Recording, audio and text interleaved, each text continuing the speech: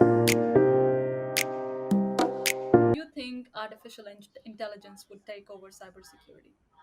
Yeah, so that's a fascinating question because, one of the things that people frequently are trying to do, if they have any sort of skills in coding, is a lot of people actually try to automate parts of their jobs, right?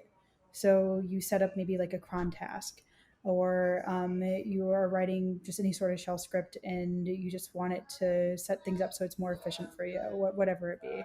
Um, and so automation makes it so that there's fewer people needed to do your job, right? Yep. Um, and then we think about like Sims. They make it so that there's fewer people needed to do one's job.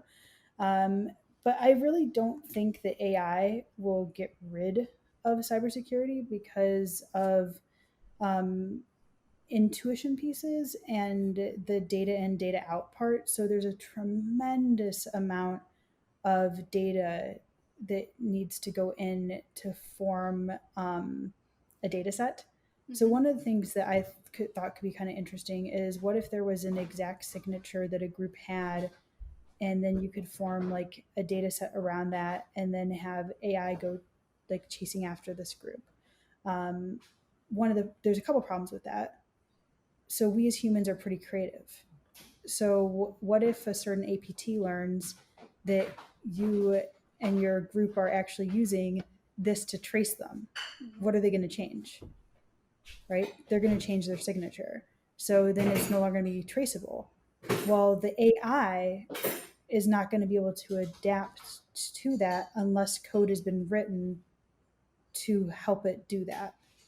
So it really depends on how it's set up. Right. Now, with supercomputing, neural networking, it's possible years down the line, but it's not quite there yet. That's that's such a relief to hear.